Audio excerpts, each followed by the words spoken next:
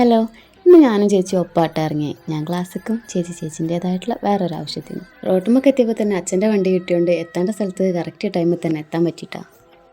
പിന്നെ അതാ എക്സാംസും കാര്യങ്ങളൊക്കെ കഴിഞ്ഞ് വന്നിട്ടുള്ള ഇരുത്താണ്. വൈകുന്നേരം ആയിട്ടുണ്ടെങ്കിൽ ഇവിടെ ഇരിക്കാൻ നല്ല രസമാട്ടോ. സത്യം പറഞ്ഞാൽ അമ്മ എന്നെ പറഞ്ഞു വെച്ചത് അരിയൊക്കെ എടുത്ത് വെക്കാനാണ്.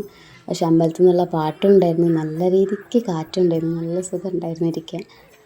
അപ്പോൾ അതൊക്കെ ആസ്വദിച്ചുള്ള ഇരുത്താണ്.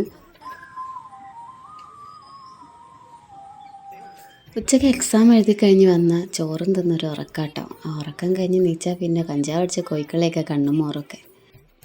വൈകുന്നേരം ആയ പിന്നെ ഇതുപോലെ കുറേ ഉണക്കാനിട്ട തുണി, കൊപ്ര, അരി ഇതൊക്കെ എടുത്ത് വെക്കൽ തന്നെ കേട്ടോ മെയിൻ പണി.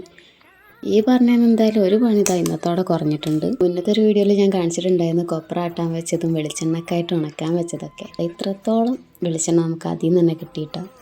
വൈകുന്നേരങ്ങളിലാണ് കേട്ടോ ഈ സ്ഥലത്തിന് ഏറ്റവും കൂടുതൽ ഭംഗി. കൂടെ അണയാൻ പോണ കിളികളെ ശബ്ദവും കാറ്റും എല്ലാം കൊണ്ടും നല്ല രസം അവിടെ ഇരിക്കാൻ. ഉച്ചയ്ക്ക് ക്ലാസ് കഴിഞ്ഞ് വന്നിട്ടും ഡ്രസ്സ് മാറ്റാതുള്ള ഈ ഇരിപ്പ് വേറൊന്നും കൊണ്ടല്ല കേട്ടോ. വൈകുന്നേരം നമുക്ക് ഡാൻസ് പഠിക്കാൻ പോകാണ്ട്. അപ്പോൾ ഞാൻ ചേച്ചീനെ കാത്തിരിക്കുക.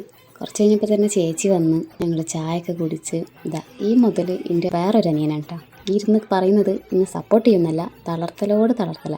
പിന്നെ ഞങ്ങൾ എന്നത്തെയും പോലെ ഡാൻസിനൊക്കെ പോയി പ്രാക്ടീസൊക്കെ കഴിഞ്ഞത് വേർത്ത് കുളിച്ച് നേരെ വീട്ടിലേക്ക്.